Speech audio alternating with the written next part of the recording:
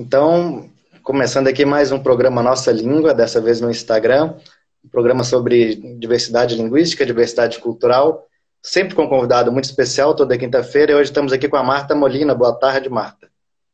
Boa tarde, João. Pacífico. Bom, eu já fiz a apresentação dela várias vezes, né? Acho que eu não vou repetir de novo, mas você poderia se apresentar para a gente em espanhol? Em espanhol, tá legal. É. Vamos lá. Me llamo Marta Ingrid Molina Cabrera. Tengo doble nacionalidad, pero mi nacionalidad natural es brasileña. Nací acá en la ciudad de San Pablo, digo, acá en Brasil, en la ciudad de San Pablo, pero mis padres no eran brasileños. Mi otra nacionalidad es uruguaya y mi vida ha transcurrido así, entre los países del Mercosur. Yo digo que siempre me gusta decir que soy ciudadana del Mercosur porque tengo la nacionalidad brasileña, uruguaya y he vivido en Argentina y Paraguay. O sea, Mercosur total. Eh, Bom, muito bom. Você poderia falar um pouco sobre sua trajetória até aqui, né? O que que te levou para estudar linguística? O que que te trouxe aqui hoje nesse programa? ¿En portugués o español? Não, a partir daqui é em português. Seu espanhol Tá legal. é muito claro de entender, né? Eu gostei, assim, da sonoridade. É muito parecido o seu espanhol e o seu português. Ah, é? Tá bom. Então. É, bom, é, o que que me levou a estudar linguística? A minha formação de graduação é no Uruguai, na Universidade de la República Oriental do Uruguai, na Faculdade de Humanidades, eu estudei linguística, opção docência. E o que me levou a estudar linguística sempre foi essa a convivência com essas duas línguas, né? Porque eu convivi desde sempre com essas duas línguas. Elas me constituem. Eu não posso dizer nem que o português seja uma língua estrangeira para mim, nem que o espanhol seja uma língua estrangeira. A minha língua primeira é o espanhol, porque meus pais não Uhum. falavam português. Mas era assim, né? Então, portas adentro a gente falava espanhol, portas afora estava o português. Então, eu cresci nesse ambiente sempre bilíngue. A língua familiar é o espanhol e, então, por isso, sempre tive a curiosidade, né, de aprofundar um pouco mais para poder entender o que é a língua, o que é a linguística. E aí eu entrei para a faculdade de linguística e cursei a opção docência. Tem essa opção lá na Udelar. Seria como se fosse a E licenciatura. exato, como se fosse uma licenciatura, mas é diferente ao daqui. Tem um Uhum. programa um pouquinho diferenciado, não é tanto. Por exemplo, a gente não tem que dar. Você tem que dar umas aulas, mas é uma coisa bem diferente. Outra coisa que é diferente, naquele momento, né, quando a gente cursou, quando eu cursei, você não tinha que fazer um TCC. Uhum. Você tinha seminários, que se falava. Eram seminários que você tinha que apresentar trabalhos sobre esses seminários e esses seminários, eles versavam sobre diferentes temas e era praticamente uma monografia a cada seminário. Você tinha que fazer 40 páginas, escrever. É, e os temas que e os temas que eu escolhi eram a história da língua, foi um, e o outro que eu tive que fazer foi sobre a influência do árabe nas línguas da Península Ibérica. Aí eu peguei algumas palavras que vêm do árabe, que estão no português, que estão no espanhol, e fui analisando ali.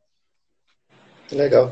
E você é bilíngue, né? E sempre teve um estudo voltado para o português e para o espanhol, né? Porque como Sempre. você estuda a tradução, está sempre Uhum. pesquisando o português e o espanhol, né? Sim, a tradução ela chegou de uma maneira formal, né? Ela chegou aqui no Brasil, porque no ambiente familiar a tradução ela sempre ocorre, né? Porque meus pais Uhum. eles nunca falaram português assim.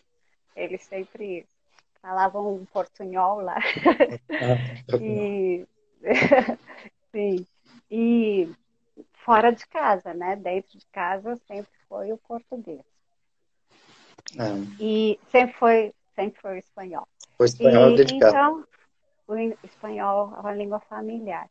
Então, e lá no Uruguai eu trabalhei como professora de espanhol e de português como língua estrangeira sempre, tá? E eu estava trabalhando e uma amiga me disse que havia um concurso aqui, simplificado, para professor substituto de espanhol na carreira de espanhol tradução. Aí eu vim, me apresentei, não fiquei, logo me chamaram mais para o final do ano e eu decidi vir. E comecei a minha história aqui na UNB, a minha trajetória Legal. na UNB. Então, depois de muitos anos fora do Brasil, muitos anos mesmo, eu voltei para o Brasil, aqui para Brasília. Uma cidade que eu nunca tinha visto, nunca tinha estado. E eu me sentia muito, muito estrangeira. Era muito estranho, porque eu falo sem sotaque, né? Quase sem sotaque. Naquele momento eu falava com um pouco mais de sotaque, mas eu acho que hoje eu falo sem sotaque. Uhum. Então, então era muito estranho, porque você parece que você é realmente, eu sou brasileira, mas eu não me sentia. Então foram sentimentos assim muito encontrados e que foi e que foi me ajudando também a entender esse lugar de como você, estando num lugar e falando a língua, você também pode se sentir um pouco estrangeiro, estranho. Essa sensação de estranhamento, que eu acho que a cidade de Brasília, ela provoca muito É, isso aí para todos em nós, né? todas Quando as chegamos pessoas. aqui. Exato. Acho que as pessoas, Uhum. mesmo os brasileiros que chegam aqui, a Brasília provoca essa sensação de estranhamento.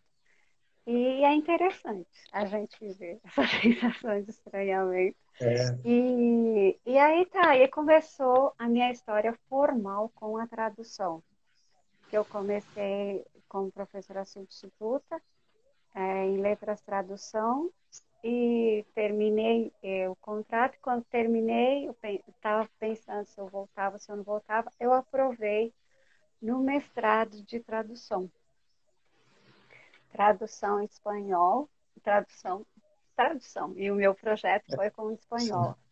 O espanhol português. E, aham, e, e aí eu fui continuar, porque continuar me adentrando ao universo da tradução. E o meu, o meu projeto de pesquisa no mestrado, ele foi no programa da pós-graduação, no pós-trad, em estudos da tradução, e foi Migrações e Impasses no Acesso à Saúde. Traduzir-se é preciso. Então, o meu projeto, ele teve esse estranhamento que eu te disse, né? Me ajudou muito a perceber as certas dificuldades que as pessoas que falam espanhol têm, os hispanofalantes têm, porque fala, português e espanhol são línguas muito próximas, você você coloca aí um ito ou um inho e você está falando. Uhum. E, na verdade, não é assim. São línguas muito próximas, elas têm uma origem comum. Ambas as línguas derivam do latim vulgar, né? Pertencem à família das línguas românicas. Elas têm um tronco comum. E além de elas serem línguas irmãs, elas são línguas muito próximas, porque elas Uhum. têm uma proximidade geográfica também, né? É, Não só. Então, isso faz com que realmente haja uma proximidade, principalmente no léxico, mas essa proximidade, eu sempre falo, ela é uma faca de dois gumes, uhum. né? Porque ela, ela obviamente, um brasileiro que vai aprender espanhol, a proximidade ao espanhol, ele não é a mesma quando a gente vai aprender, por exemplo, russo, alemão, inglês, né? Uhum. A gente se aproxima de uma forma diferente. Também o espanhol, o latino-americano que queira aprender a outra língua da América Latina, que é o português, a língua oficial, né? A outra língua oficial da América Latina, que é o português, vai se aproximar também. A gente tem vantagens, né? Principalmente em palavras, no léxico, que pode ser mais. É, que é uma das dificuldades, né, a gente adquirir o léxico, como você vai falar as coisas que você vê, como você sente, como você comunica em outra língua, essa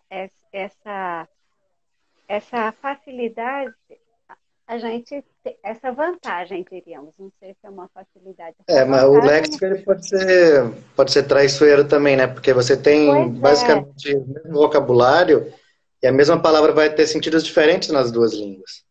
E não só o sentido exato. literal, mas o sentido social dela pode ser totalmente diferente, O não sentido é? social, o sentido cultural. Então, por isso ela é uma faca de dois gumes.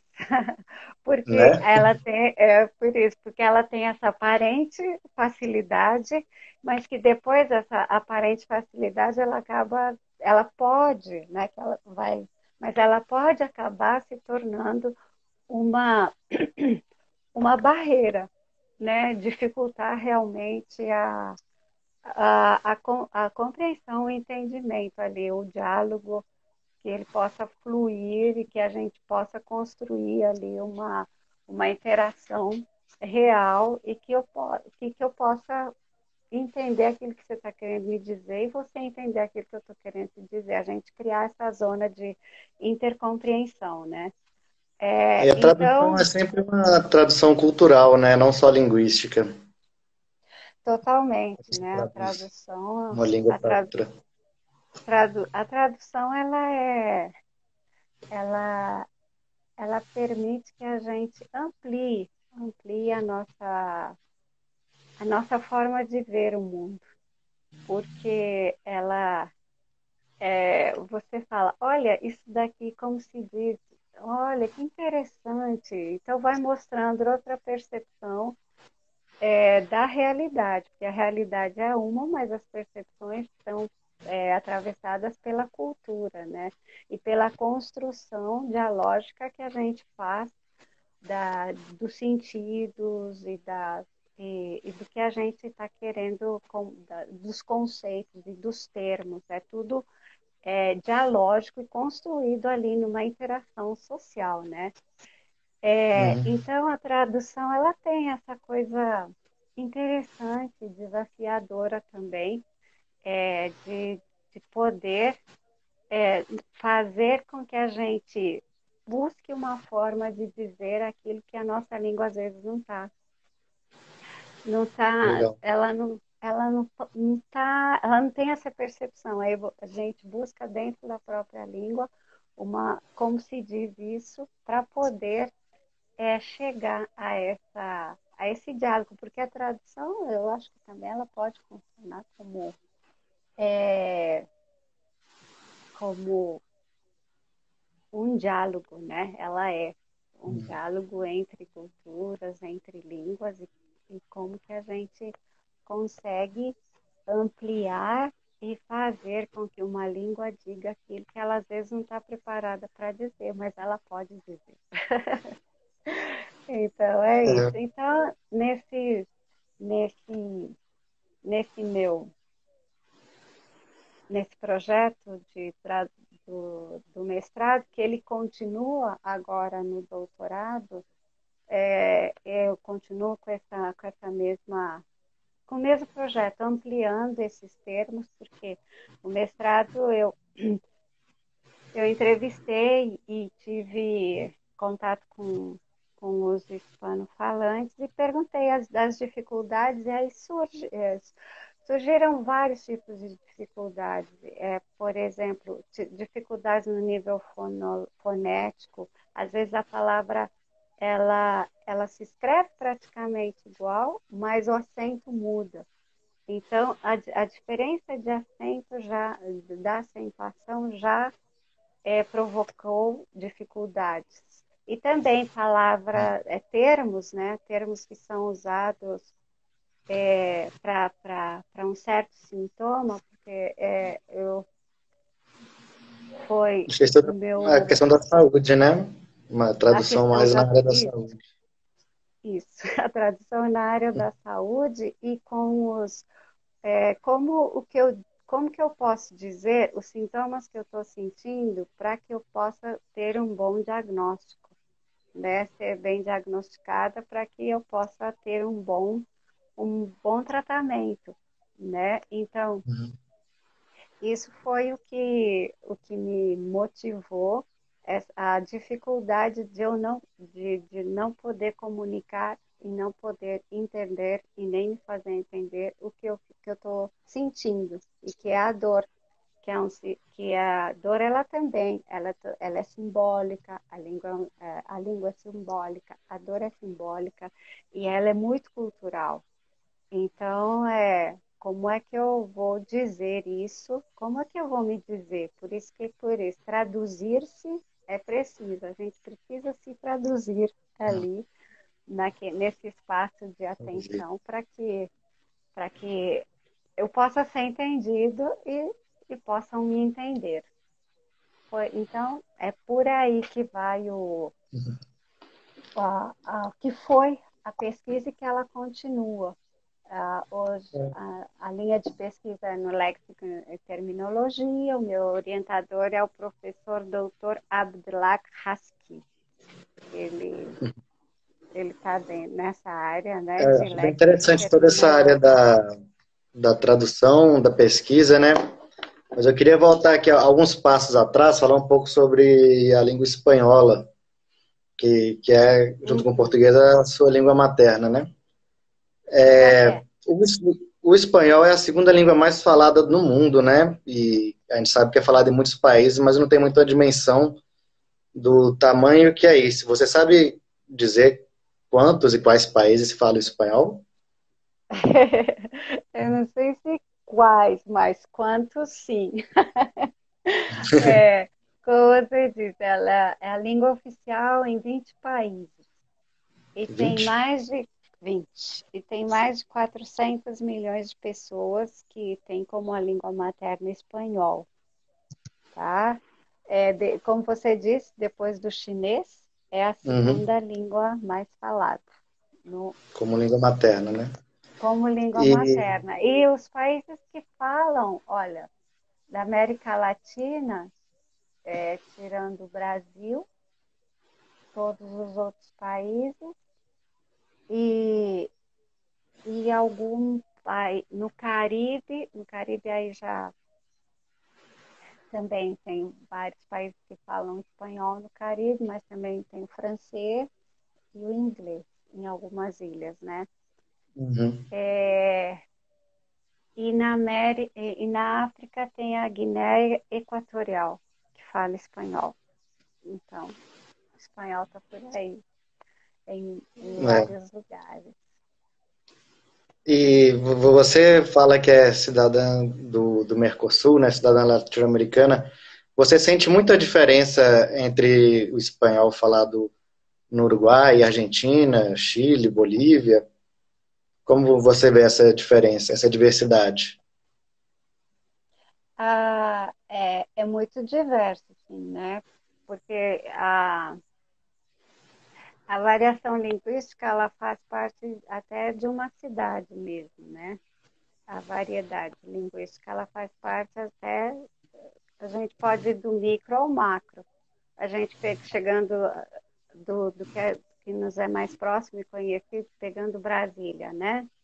Brasília, o Uhum. português de Brasília não é o mesmo falado aqui na Asa Norte do que é falado na Uhum. Ceilândia, né? Não é o mesmo português dos adolescentes e jovens de hoje do que as pessoas mais adultas. Então, a variação linguística, ela está presente na língua, porque ela não é estável, ela não é fixa. A língua está em constante, é uma coisa viva e ela está em constante movimento, em constante mudança.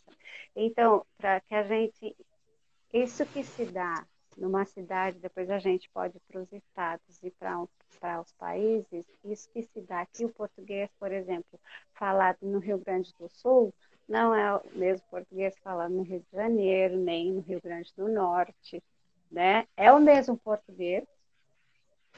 Uhum. português, mas tem essa variação, né? Que a gente escuta e fala, essa pessoa é de lá, essa pessoa é de lá, né? Então, isso se dá em todos os lugares, porque a língua é essa coisa viva, né, que transmuta aí.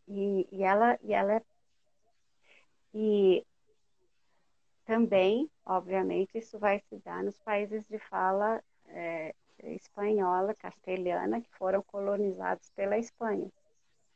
Uhum. Então, e cada país vai ter sua característica na entonação, é, entonação e no léxico. Aí a gente pode notar, pode perceber assim a diferença. Isso tem a ver com, com as línguas originárias do lugar, né? Por exemplo, Uhum. Uruguai. Vamos pegar Uruguai e Argentina. Que línguas autóctonas eram faladas ali? É, no espanhol, no Uruguai era falado Guarani, era falado Charrúa, era falado várias línguas, na Argentina outro tanto de língua. Então tem a ver com as línguas que eram faladas no lugar e com os migrantes que vieram, de que lugar da Espanha eles eram, depois vieram os italianos. Então tem um caldo ali que vai dar essa variação e vai fazer com que a gente perceba e escute toda essa riqueza, né? essa pluralidade e essa riqueza do espanhol em toda a América Latina. E, Interessante. Eu não tinha parado para pensar nisso, na influência das línguas indígenas que tem na língua falada, né, na região. com Até no, certeza, no então Brasil tem muita sotaque ali, influência né? no nosso português, né? As línguas Uhum, daqui com e certeza, na por prática as exemplo, línguas de lá. você vai para o Paraguai, pegando o país aqui onde tem uma presença. É o único país bilíngue oficial do Mercosul. Uhum. Oficialmente tem duas línguas, o Guarani e o espanhol. O Guarani é ensinado nas escolas, mas o espanhol viria a ser como a língua de prestígio, né? Qual é Uhum. a língua de prestígio? É como os meios de comunicação usam, os documentos oficiais, mas ele oficialmente é um país bilíngue. Então, o espanhol do Paraguai, eu morei um tempo no Paraguai e ele tá muito, ele é influenciado pelo Guarani. A entonação, o espanhol do Paraguai, a entonação, ela tem a ver com uma entonação próxima ao Guarani. E você vai ao Paraguai e você escuta o Guarani nas ruas o tempo todo. É muito interessante. E Uhum. também, Que mas legal. e depois você vai para o Peru e para a Bolívia, que tem o Quechua e o Aymara, que vai dar outra entonação e vai dar outros termos próprios e tem muita influência, porque a gente pensa, ah, tá, é o espanhol, mas e todas as línguas que se falavam aqui? Uhum. Elas têm o substrato, né? Substrato, o espanhol latino-americano é variado, várias línguas, depois o superestrato, que é a língua que chegou e se impôs, português e espanhol. Mas elas estão, essas línguas autóctonas, né, as línguas originárias, elas aparecem aqui. E vai dar toda essa cor diversa, essa paleta de colores, que é o espanhol na Que legal. América Latina. E é muito interessante e é muito rico e plural. É. Já que a gente está falando de diversidade, você poderia explicar para a gente assim, em que momento que passou a ter português e espanhol, já que originalmente tudo era o latim vulgar falado na Península Ibérica, né? E hoje a gente tem várias línguas e considerado como oficiais o português e o espanhol, né? Por que que as línguas se diferenciam? O que que aconteceu? Peraí, você está me Entendendo a perguntando pergunta? lá? Você É. está me perguntando lá de como se originaram as línguas, o português e o espanhol, lá atrás. Isso, lá na Idade Média, né? Lá atrás, né? Então, a língua, como eu te falei, vem de um tronco comum, né? A língua mãe, que é o latim, e daí, mas tinha também o latim vulgar e o latim clássico. As línguas românicas, como se diz, elas derivam do latim vulgar, que era o latim que do povão mesmo. Uhum. E quem ia também nas,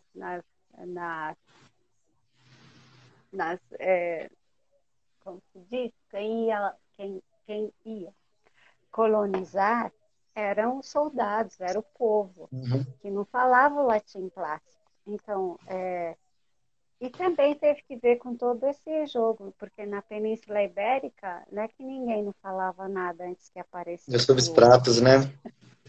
não é que ninguém, É, era todo mundo mudo, ninguém falava, e chegou o latim, todo mundo começou a falar latim. exatamente. É.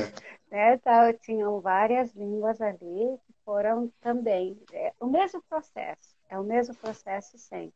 As línguas são faladas e chega o conquistador e impõe, porque a língua é poder. A língua, ela é muito, como diríamos, ela é poder. Eu quero conquistar, eu chego, imponho minha língua, você vai falar minha língua, você vai ver as coisas como eu vejo. Então, tem todo. Eu tinha uma professora que falava: atrás de uma língua tem um exército sempre. Então, ela é Uhum. conquista, ela é poder. E se você não É, aprender a língua do conquistador, você fica alienado, né, da cidadania, da política, dos círculos de é poder, né? dos círculos de poder, porque é uma das outras ferramentas de conquista, né? E é uma ferramenta muito poderosa. A Uhum. língua. Então, tinha as línguas que se falavam ali, que eram várias, tinham os íberos, depois As estavam línguas célticas, as ibéricas. os celtas que chegaram antes ainda dos romanos. Então, eles se uniram muito aos íberos e formaram um povo que se chamava os celtíberos. Uhum. E depois tinham várias línguas, mas foi se impondo até que se conquista totalmente, e quando é totalmente conquistada, a língua aí já passa a ser a língua dominante, né? E nesse caldo vai surgindo o espanhol, e o que naquele momento não se chamava espanhol, era o castelhano, que Castelhano. tinham vários reinos, né? O reino de Castilha, vários reinos, e decidem que a capital dessa península seria em Castilla, que era no coração da península, estava longe do oceano, uma questão estratégica de proteção, tudo isso. Aí tá, então, por ser a capital, o castelhano passa a ser a língua oficial de, da Espanha, do reino de Castilla. Mas até hoje a Espanha não é, oficialmente, ela não é um país monolíngue.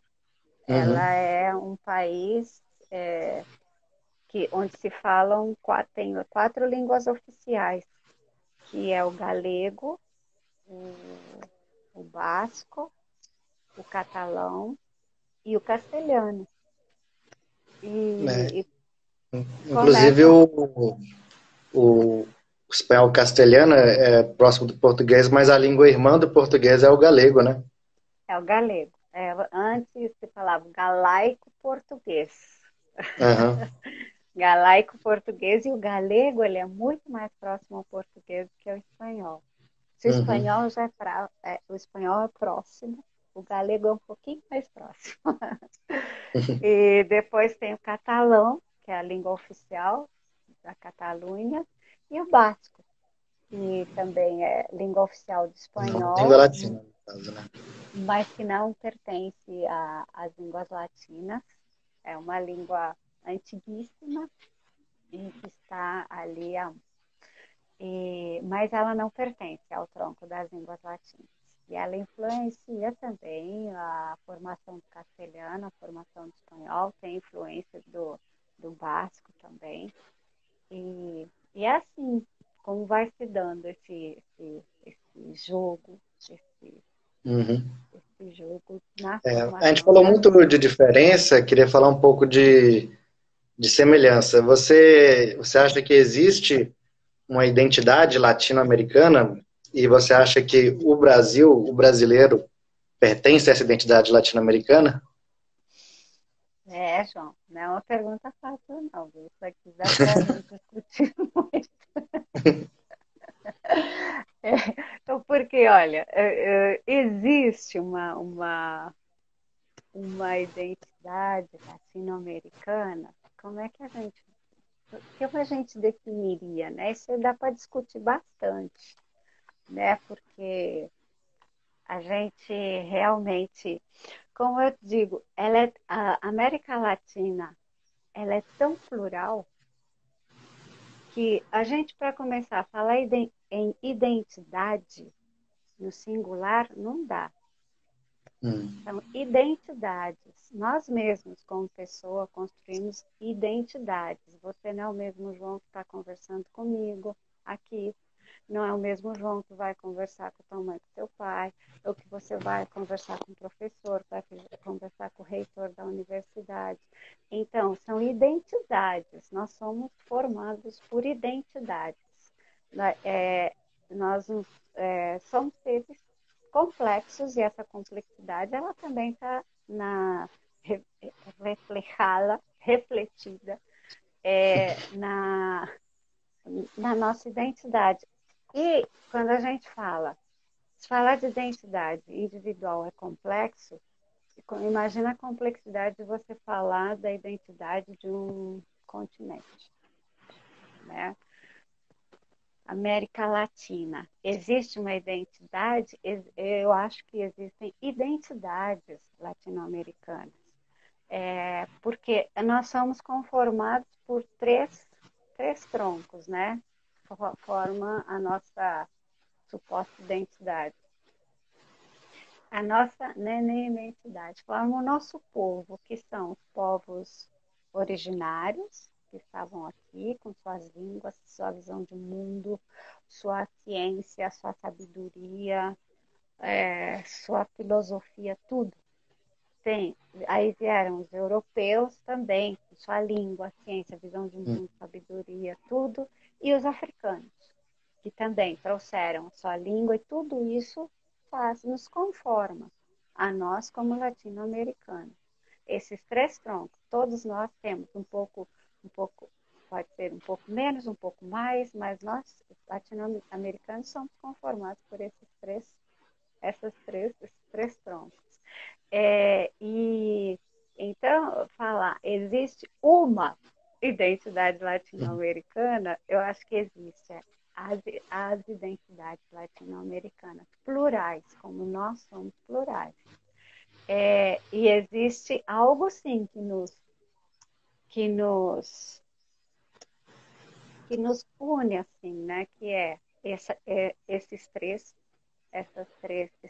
troncos que nos conformam, em maior ou menor, aí depende da história de cada família, de cada pessoa, e também o fato de nós sermos colonizados também nos dá essa identidade e que a gente luta.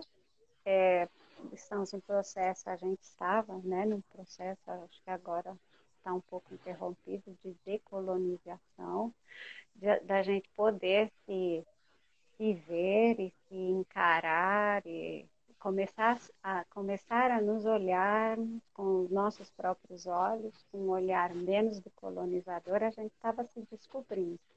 Espero que continuemos nos descobrindo e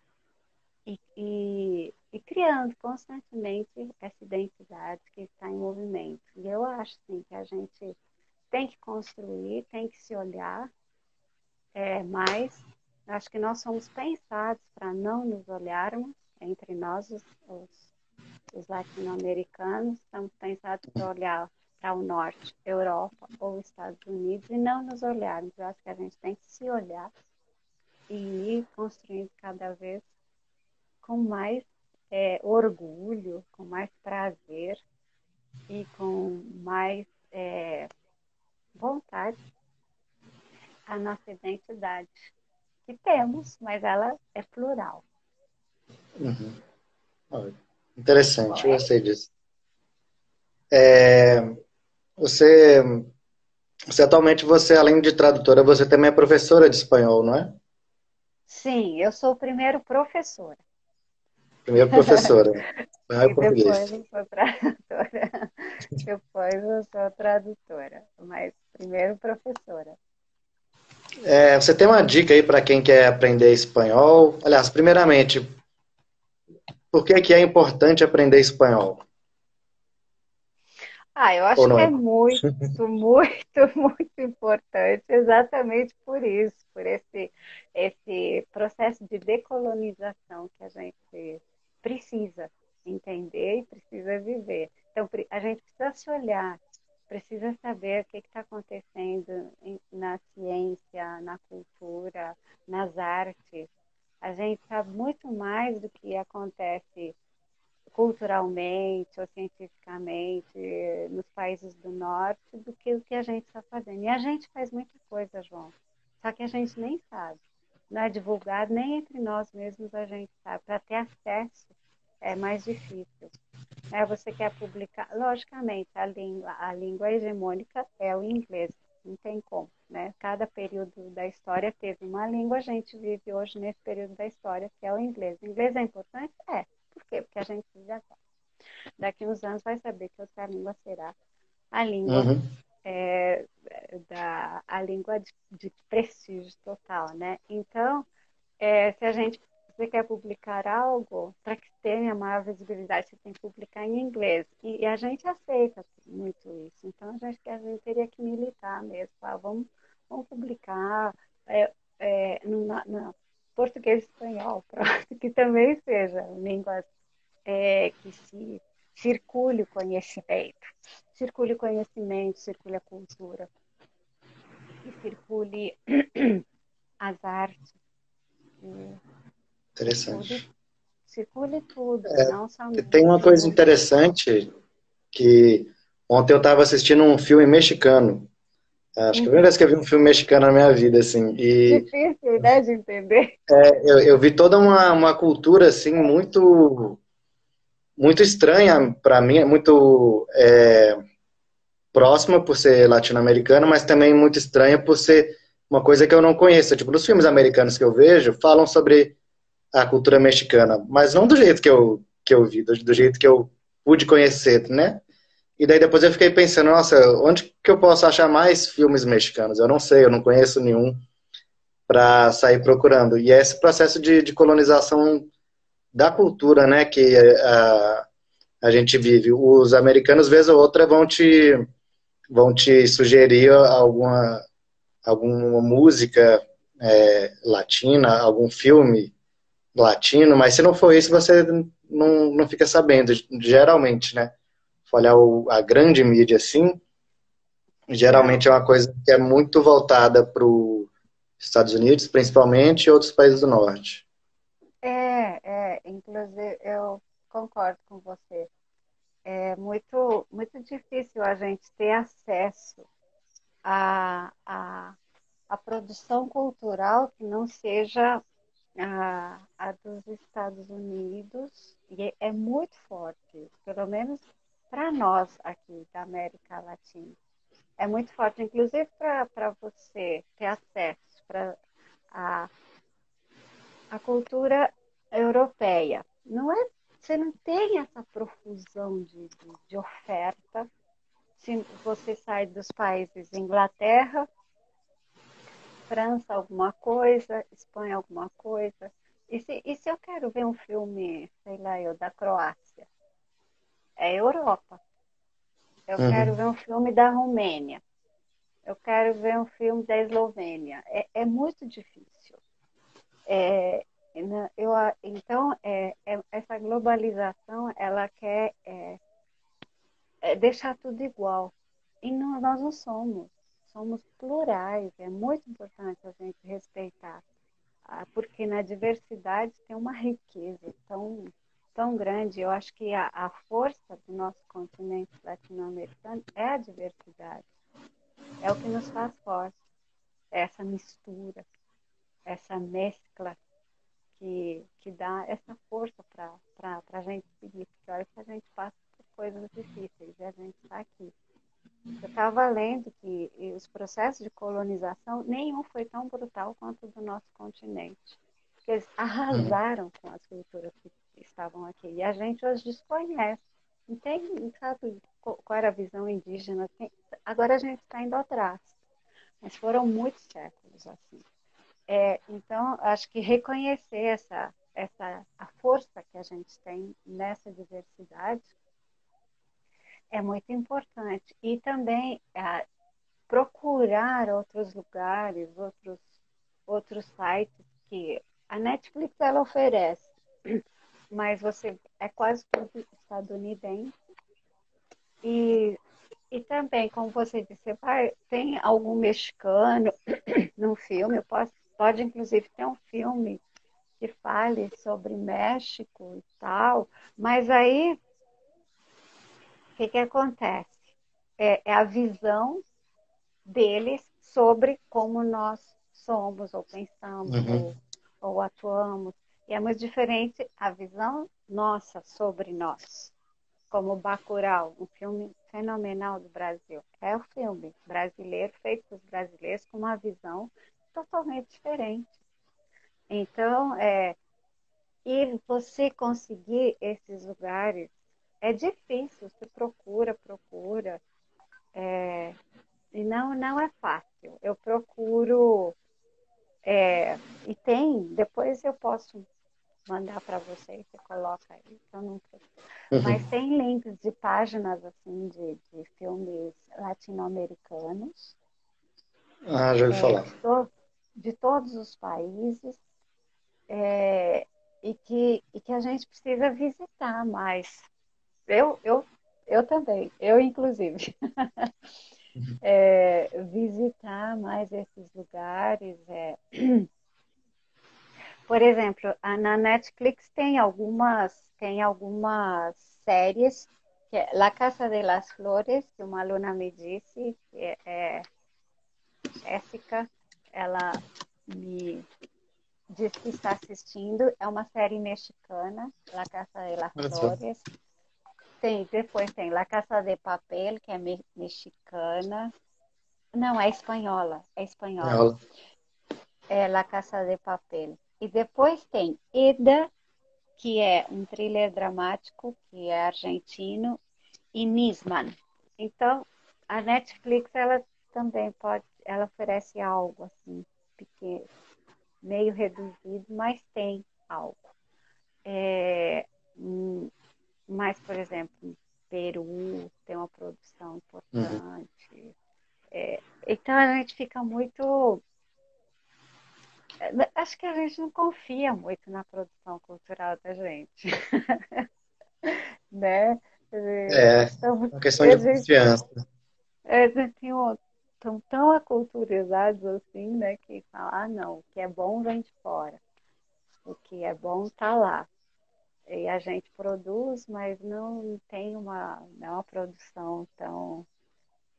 Mas eu acho que isso vem mudando, porque em toda a América Latina eu acho que vem mudando, porque antes não se passavam filmes latino-americanos no cinema, agora se passam filmes latino-americanos nos países latino-americanos.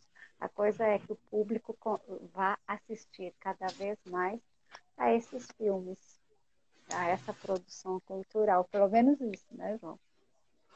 né? É, não é uma questão não só cultural, mas até de incentivo mesmo, né? Aqui no Brasil Exato. você vê que é recente a lei de cotas, né? Que coloca cotas de produções brasileiras na TV por assinatura e nas salas de cinema, né? Isso fez uma diferença muito grande para a Ah, nossa produção, né? Que pela obrigatoriedade de ter uma cota mínima, você passa a ter mais produção, você passa a ter mais investimento de dinheiro nessas produções e mais público. Então, eu uhum. acho que é um tripé de coisas assim que são interligadas, né? Ter o público e o público exigir isso, ter a produção e o produtor exigir isso, e ter também o incentivo, né? Na forma de reconhecimento da nossa cultura. Exatamente, incentivo. Assim. E por isso, as coisas estavam mudando.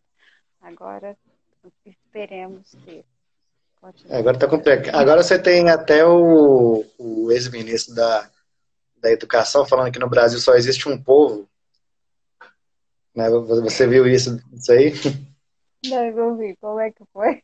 Só existe um povo, que é o povo brasileiro, não existe povos indígenas, né? Pois é, você vê. Então, esse invisibilidade.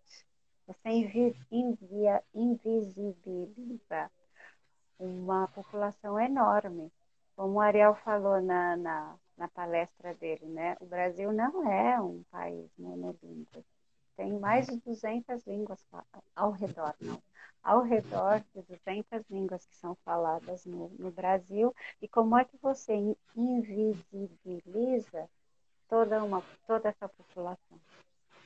Né? A Uhum, Argentina também. A Argentina se autoproclama o país mais europeu da, uhum, da América e invisibiliza toda a população indígena que eles têm, que é enorme. É enorme. é. Você vai para o norte da Argentina, muitos indígenas. Para o O sul, Instagram toda a está dizendo aqui Argentina que só tem. tem 20 segundos restantes Opa! de live. Você Então, quer bom. fazer algum comentário final? Se despedir? Ah, que não. Sim, claro. Não, primeiro te agradecer, João, pelo convite.